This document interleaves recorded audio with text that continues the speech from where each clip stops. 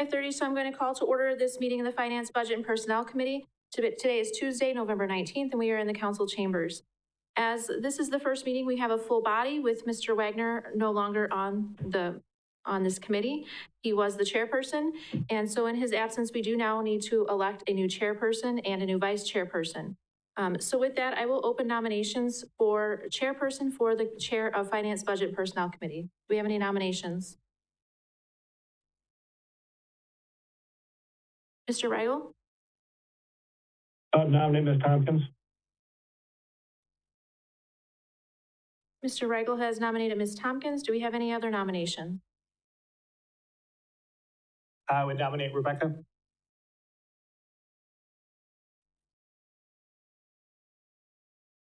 All right, do we have any other nominations?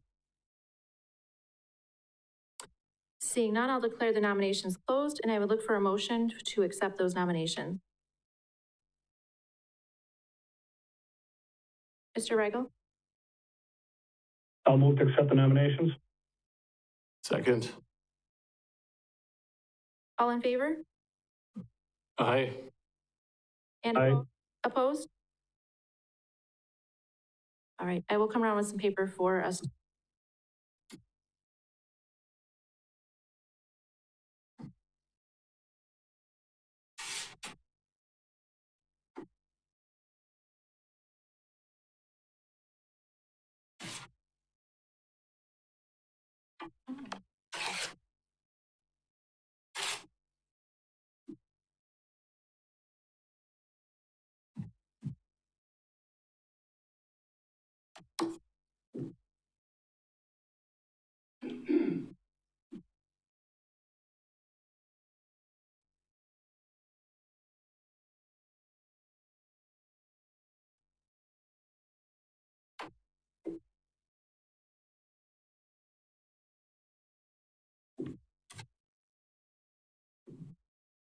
Mr. Reigel, your choice?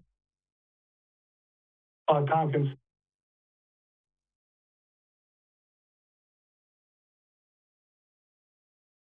Okay, Mrs. Spiros is our new chair.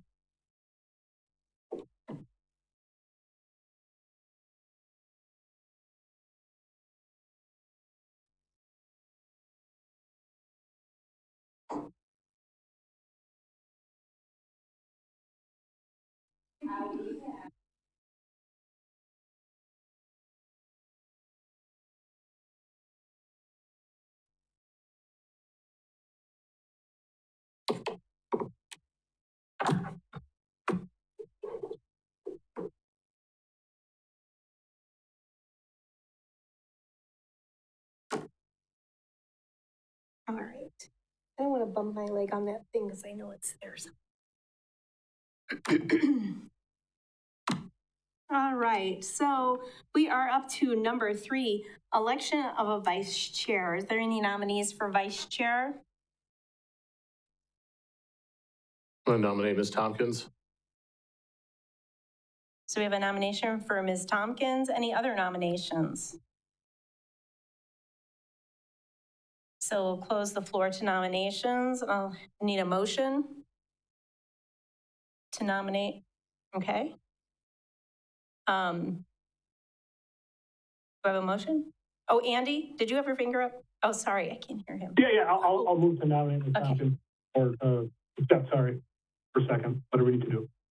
Okay, is there a second? I'll second.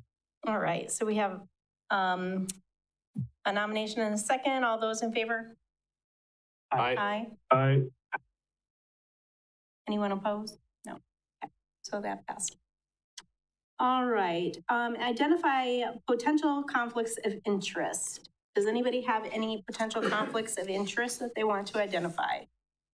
Moving on, citizens' comments. Yes, Steve, are you a citizen today? I am. All right. Every day I am, actually. Okay. I would have said this beforehand, but we didn't have a chair. I want to respectfully request that we move item 14 up to right behind item 9 to accommodate the schedule conflict with our finance director. Okay, we can do that. Are there anything else from citizens? Okay, going on. 6, we have the consent agenda, minutes of the October 1st, 2024 meeting, bills and payroll, September treasury report, monthly position control report, report of personnel actions. Is there anyone who would like to make a motion? Motion to accept the consent agenda? We have a motion and a second by Andrew. Any questions? Okay, all those in favor? Aye. Aye. Aye. Opposed, like sign? Okay. There were no items for removal, so we're going to skip over number 7. Number 8, a request to recommend council approval of budget resolution number 23-2024, fire station door and deck gun repairs, presented by Chief Mueller. All right, thank you. We've got a budget resolution 23-2024. It covers 2 separate insurance items that the department had, which are damage to the large apparatus bay doors in the fall of 2023 during a fire response, and damage to a deck gun manifold that is pre-plumbed in a bladder bucket. This damage was from freezing of water inside of a manifold which warped the manifold overall. These items were both accepted by the League of Wisconsin Municipality Mutual Insurance, and the payments have been made to the city of Marshfield. Due to accounting principles, these payments need to be put into a revenue account and through a budget resolution released to the fire protection expenditure budget. The department is responsible for the deductibles, which are $5,000 for building claims and $500 for vehicle claims. The deductibles from the apparatus bay door were taken out of the 2023 fire protection budget, and the deck gun manifold was taken out of the 2024 fire protection budget. The department is requesting permission to move this to the common council consent agenda. That's all I've got. I'll take any questions you may have. Move to approve. So we have a motion and we have a Second. second. Are there any questions from the committee? All right, all those in favor? Aye. Aye. Opposed? All right, that passes. All right, thank you. Okay. All right, number 9, request to recommend council approval of revised policy number 4.900, debt management, presented by Jennifer Zielinski, Finance Director. Jennifer. Good evening. Our debt management policy was last revised in February of 2021, and since then, new legislation has been enacted, which essentially changes the length of maturities for notes and loans. And because this legislation does change from time to time, our current policy includes specifics from the statutes, and rather than trying to keep the statutes updated within our local policy, I'm recommending that we just reference the statute itself. So as the statute changes, the policy, doesn't need to be formally revised each time. So essentially, if we looked at the red line portion of the document, the debt usages and length section has been renamed to debt structure and issuance, which better explains our current practices that we've been following for the past few debt issuances. And also, in correlation with this policy, we have policy 4.910, which is post-issuance compliance. I had our bond counsel review that policy. No changes were updated. So with that, I would recommend that the Finance, Budget, and Personnel Committee recommend Common Council approval of the revised debt management policy 4.90. All right, thank you. Do I have a motion? Move to approve. I have a motion by Natasha, second by Andrew. Any questions from the committee? All right. All those in favor? Aye. Aye. Opposed, like Aye. Opposed, like sign? Seeing none? All right, we're going to move number 14 up per request. So we have staff report, advance on funds from the general fund to certain TIF districts, presented by Jennifer Zielinski, Finance Director. Okay, normally in our TIF, or not normally, but from time to time in our TIF districts, the fund itself can experience a negative fund balance based on, the city engaging in projects that are later being repaid as the increment comes in, or at the time of TIF is started, sometimes there can be some expenses incurred without a funding source. Now, normally, these are treated as, at the end of the year, in our accounting books, they're treated as an advance from the general fund, which consequently ties up fund balance in the general fund and reduces the level of cash within the general fund because it needs to be transferred over to these TIF districts that have a negative fund balance. Rather than continuing that practice, because it does affect our fund balance, which in turn affects our rating with Moody's when we go to issue debt, I'm proposing that we instead create an advance out of the Economic Development Fund 205 rather than the general fund, so that the general fund is preserved. So what happens is this is treated just like a loan, whereby the TIF district would need to repay back the Economic Development Fund as it earned tax increment over time and into the future. We do charge in the general fund a 3% interest charge on that loan.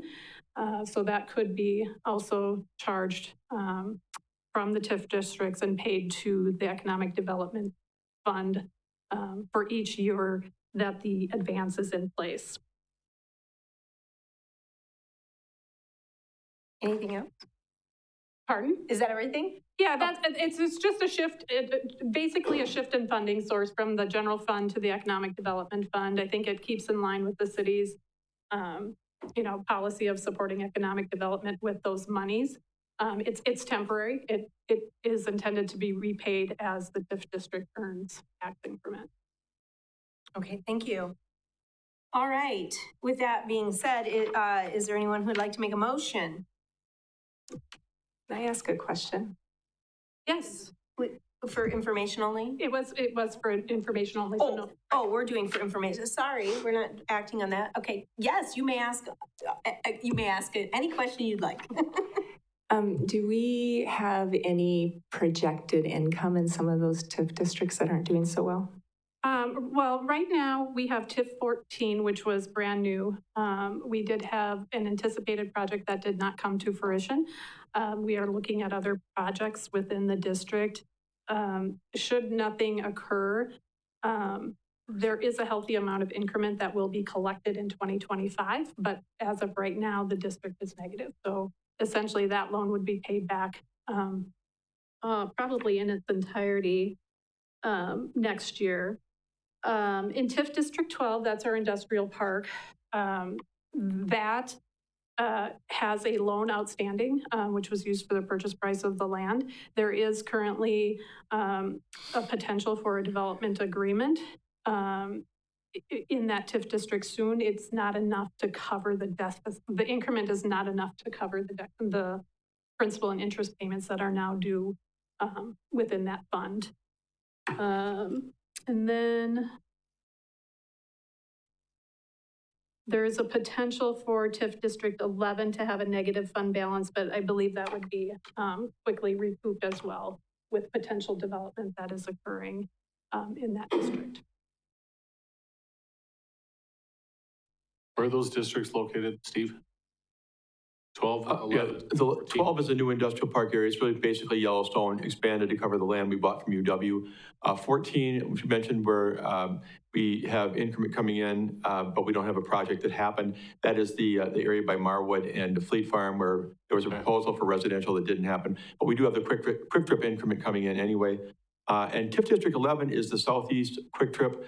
And all we really did there to incentivize that initial development was run utilities out to the quick trip. There's been nothing that's happened in the subsequent years, but there is more development or more infrastructure we could put in. There's possibility for more development there as well. All right, thank you. Yep. Anyone else? No? Okay, thank you.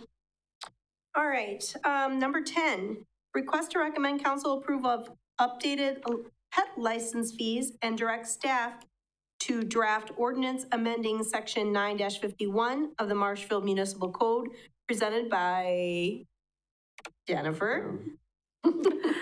All right. So in our ordinance 9-51, we have a fee schedule for dog and cat licenses. Within that, the ordinance itself, we list out the exact fee that we charge. That hasn't been updated since 2012. As far as we can tell. So the intent of the ordinance revision would be to simply take out the stated fees for dogs and cats and just reference our fee schedule, because we do update the fee schedule on an annual basis, and then it wouldn't require redrafting the ordinance each time. So again, making it a little bit more simple, and not having the fees spelled out in the ordinance itself. Now, with that, the research that staff did in coming up with the new fees, we've surveyed several communities within Wisconsin and looked at what an average of those fees might be. That data is presented in a chart within your packet. So tonight we would be looking for approval to revise the ordinance and then include those fees on the fee schedule itself rather than within the ordinance. All right. So we are looking for action on this. Before we make a motion, can I, or actually, I have a question. I'll move to approve. Okay, I might amend your motion. All right, we have a motion and a second. Okay, Natasha, go ahead. So I'm wondering if we could just put in sort of an automatic, every year this fee goes up a little bit so that we don't do jumps. It just goes up by $1 or $2 every year, and we just put that in and it just automatically happens. Within the ordinance itself, or taking the fee out of the ordinance and amending the fee schedule, because we do that annually. Every time we bring forth the fee schedule, we can say, these. But didn't Jordan say that these fees hadn't been updated? Since 2012. And most likely because they're part of the ordinance itself. When we look at our annual fee schedule, those aren't even on there because they're. Okay, they're so if it gets put on the fee schedule, They it'll would automatically go up a little every year. We would recommend increases on an annual basis. Yeah, I think that would be easier for people just to know it goes up $1 every year or $2. Okay, great, thanks. Steve, go ahead. Yeah, I'm not saying that what you're proposing isn't possible, but what we do with the fee schedule now, and we would add this to the fee schedule along with rezoning applications and all these things. One collective for all our fees is that the administrative assistant in that department sends out a note in September asking everybody to review, look at other communities if they have to, look at what the cost of the services. So we're pretty much prompted at the beginning of fall every year to review and see if there's changes needed for any of these fees. And I think that's the best way to go. Some years it might be an increase, some years they might feel it's not needed to be increased based upon what other cities are charging, but we always prompt ourselves to consider upping where appropriate. And you will see that fee schedule shortly, I believe at the next meeting, correct? Correct. On the December 3rd meeting, you'll see the fee schedule for 2025 for your consideration. Thank you. Any other questions before we vote? So we have a motion and a second. All those in favor? Wait, I'm sorry, hold up, Andrew. I think I jumped the gun here. So these fees that are on here will come to us. And if we want to raise them, we can make motions to raise them at that time. correct. You'll see it as part of one big package along with, All the other departments, but Okay. yes, that is Okay. correct. All right, sorry, thank you. Yep, All right. Are we good now? yes, Okay, we have a motion and a second. All those in favor? aye. Aye. Aye. Opposed? All right, that passes. Thank you. Okay, number 11, request to recommend council approval of revised policy number 3-554, Pregnancy Workers Fairness Act, presented by Sarah Dressel. Sarah? Good evening. So I apologize that it says revised. This is actually a brand new policy, so you won't see any redlining on this policy or the next policy. Basically what this is the EEOC did put through its final basically the final regulations for the Pregnant Workers Fairness Act, or PWFA.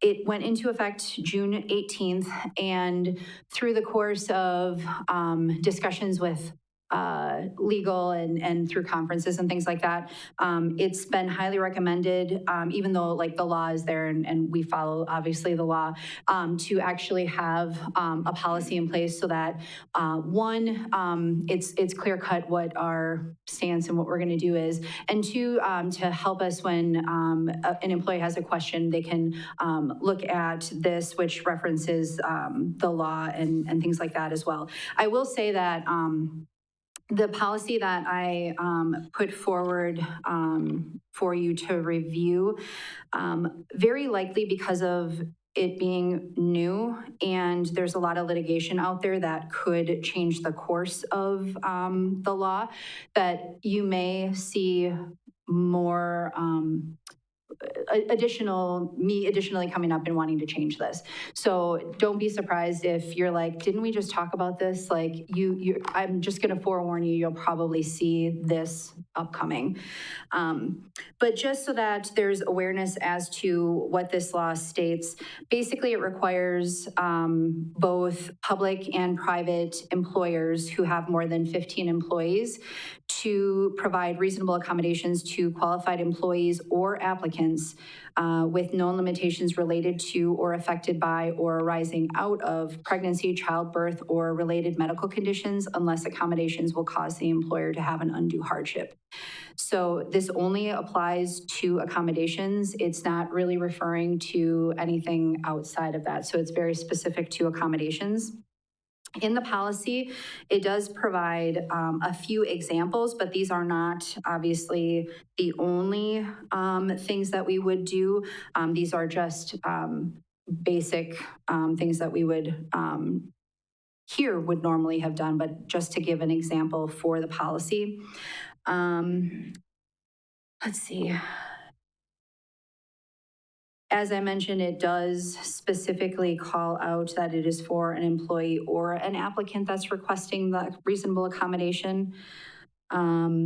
Essentially, this doesn't put all of the onus either on just HR. So for example, you'll see in the policy and in the law that it refers to either a supervisor or human resources or another leader within the organization. Once they know that or are aware of a limitation due to a pregnancy or a related issue, that we're obligated to begin the interactive process and determine accommodations. So what we will do is we will be doing training for, all leadership, so that if they have an employee who comes to them and has an issue, or they know that there's something happening, to simply just say, hey, I think you should probably go and talk with HR.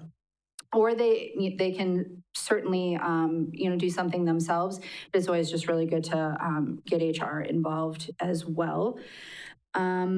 So I am recommending that the Finance, Budget, and Personnel Committee recommend Common Council approval of the new Pregnant Workers Fairness Act Accommodation Policy number 3.554. And one thing I'll just mention too, the reason why, even though I know this is probably going to be an evolving policy, I really wanted to make sure that we put something forth so that employees and applicants know that we've taken action on this. The EEOC has just recently reported that they've received more than 2,000 charges alleging violations of the PWFA, and there's definitely been lawsuits that have been filed against employers who have violated this law. So it's just really important for us to at least have a starting point, which is why I'm bringing this forth to you tonight. I move to approve. Second. All right, we have a motion and a second. Are there any questions? Seeing none. All those in favor? Aye. Aye. Opposed? Aye. Okay, that passes. All right, number 12, request to recommend council approval policy number 3.895, meals and breaks. Also you, Sarah. Thank you. Mhm. So this is just pretty much solidifying and putting out there a clear guideline regarding meals and rest breaks. What this is doing, so we have some reference in other policies to work schedules and things of that nature, but nothing really truly calls out meal and rest breaks. So I put some information within the policy that just kind of describes the difference between what FLSA says, what Wisconsin state law says, and then what the Department of Workforce Development says. And essentially in Wisconsin, if an employee takes an unpaid break for lunch, that break has to be 30 minutes for it to be unpaid. It can't be 29.5 minutes. It can't be anything less than 30 minutes. If it's less than 30 minutes, it would actually become a paid lunch. That really, truly, aside from the regulations we have for minors, that really is the only requirement. It does not mean that we have to give a 30-minute unpaid meal break. It just basically means that if someone chooses to take that, in order for it to be unpaid, it has to be a full 30 minutes. So what we're doing is just making this kind of crystal clear to employees, supervisors, everybody, exactly what they need to follow. And what we're doing on the, if you want to call it the enforcement side, one piece is updating our HRIS system, which is where people punch in and punch out. And essentially what it will be is if someone punches out for lunch and they try to punch back in before the 30 minutes is up, it'll give a warning.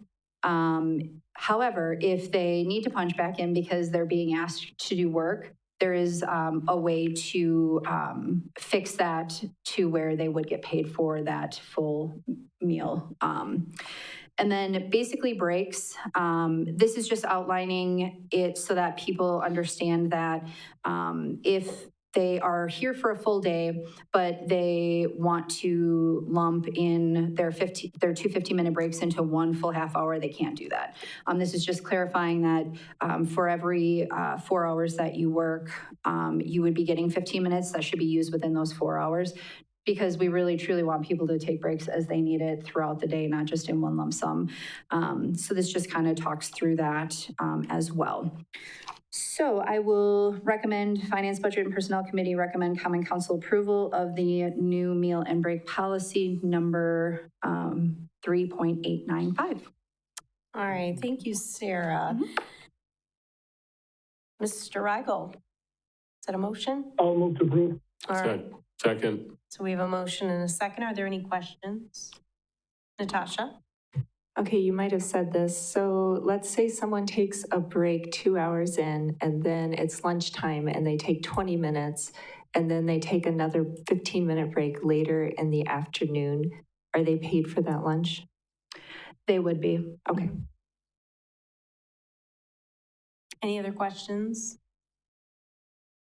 All right, so we do have a motion and a second on the floor. All those in favor? Aye. Aye. Opposed? Okay, that passes. Thank you. All right, number 13, review practices of securing finance, budget, and personnel committee approval before filling staff vacancies. This was Alderperson Tompkins' request. This will be presented by Steve Barg, the city administrator. Steve. Thank you very much. Well, yes, as you mentioned, this came from Councilmember Tompkins from the October 1st meeting of the Finance, Budget, and Personnel Committee. So we're kind of going to go through a little bit how we got here. Some of you are newer to what the history has been. But back in the throes, if you will, of a difficult financial situation coming upon some TIF district issues we dealt with back in 2019, the Finance, Budget, and Personnel Committee passed a policy saying that all vacancies, staff vacancies, would need to be approved here before they could be refilled. And that was, the idea was to take a look at it. First of all, financially, were there any concerns with refilling the position? But also, were there any opportunities for perhaps combining two positions, restructuring a department in a way that might be beneficial? Those types of things could be considered before we just went out and posted for a new employee. So in 2022, January 2022, this came back up again. And at that time, I advised the Finance, Budget, and Personnel Committee that we hadn't actually denied a request to fill a position. And there was a lot of conversation at that time as to whether we continued the policy or modified it in some way. A lot of ideas were thrown out. I suggested a possible 4-point approach to whether or not we would refill or not. That we would refill except in the following circumstances. Number one, the position is either new or had been vacant for 6 months. That would seem to beg the idea of looking at, do we refill it or not if we haven't had the position for 6 months. Second would be if a revised job description or possibly a new pay grade had been proposed, that's a good time certainly to review before we repost. Or if upon prompt notice of the vacancy to the Finance, Budget, and Personnel Committee by the HR Director or the City Administrator, a member of this body says, I would like to have that reviewed at the next meeting before we look at refilling. And the other would be if it's been previously identified as a position that we want to formally review before reposting when it ever becomes vacant. For some reason, if we, again, are looking at restructuring or some kind of efficiency that might modify the vacancy just being flat out refilled.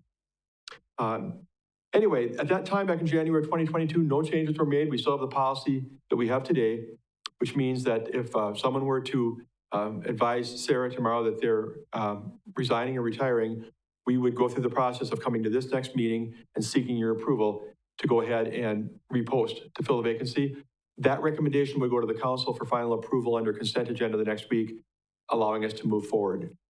So, I mean, there's no reason we can't continue to do what we're doing right now. I think the question that comes up for Sarah and me and Peggy, our HR business partner, is the fact that in a world where we sometimes have a hard time recruiting people, candidates can be elusive. We have them in the mix at one point, and then they drop out because they get another job. That 2 to 3 week time period can make a difference in terms of us being able to get candidates who are available at a given time, because we really can't move forward right away. On the other hand, I certainly respect this committee and the thought that you want to take a look or be able to take a look to see whether or not a change might be made before we just go out and post vacancies. It is true that most of the positions we have, I think if somebody leaves, we're likely to just refill it.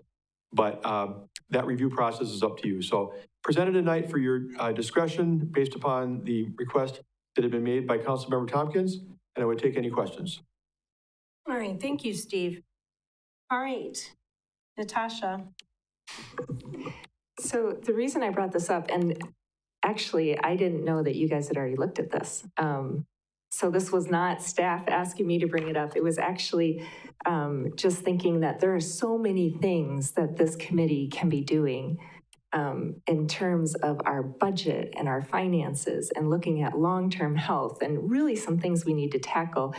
And I thought, why are we having an agenda item of, refilling a custodian position that we know we're going to have to refill a custodian position? It just seemed like inefficiency.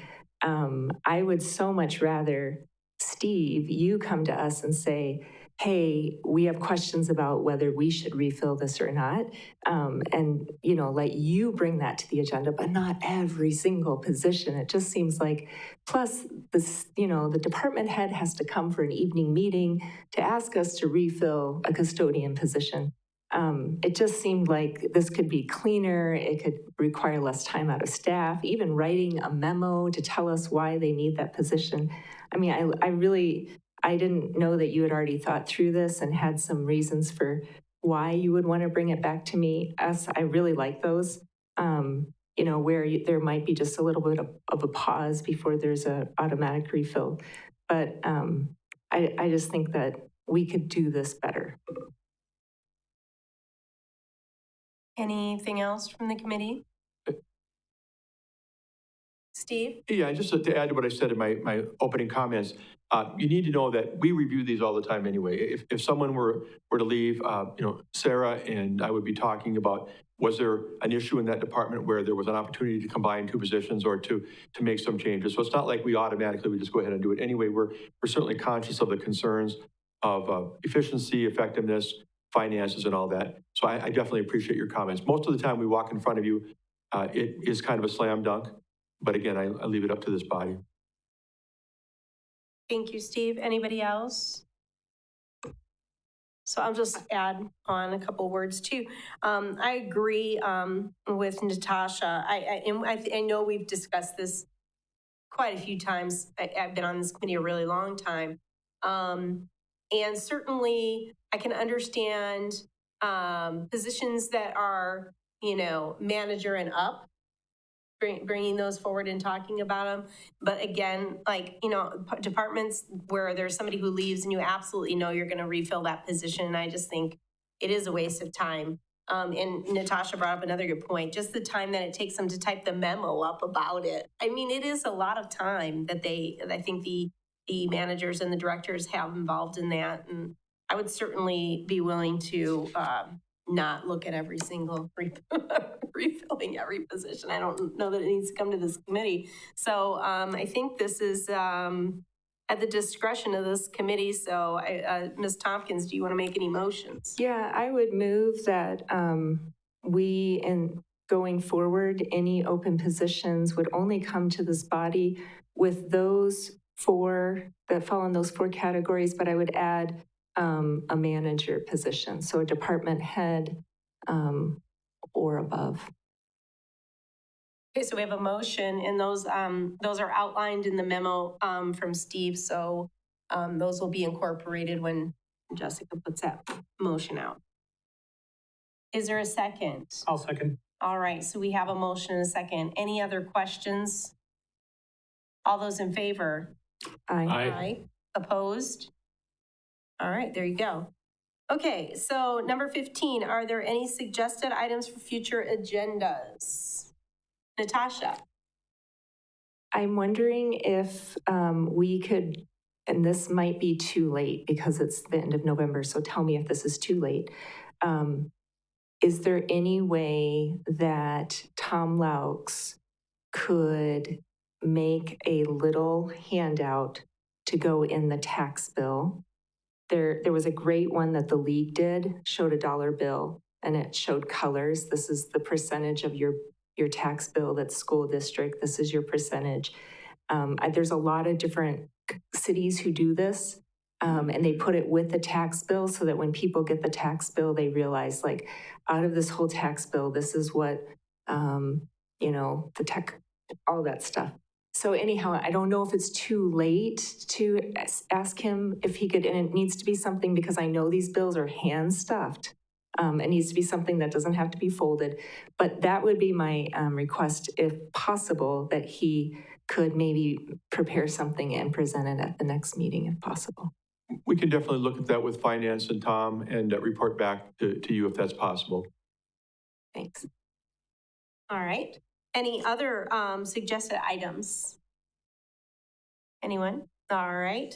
So with that, I'll take a motion to adjourn.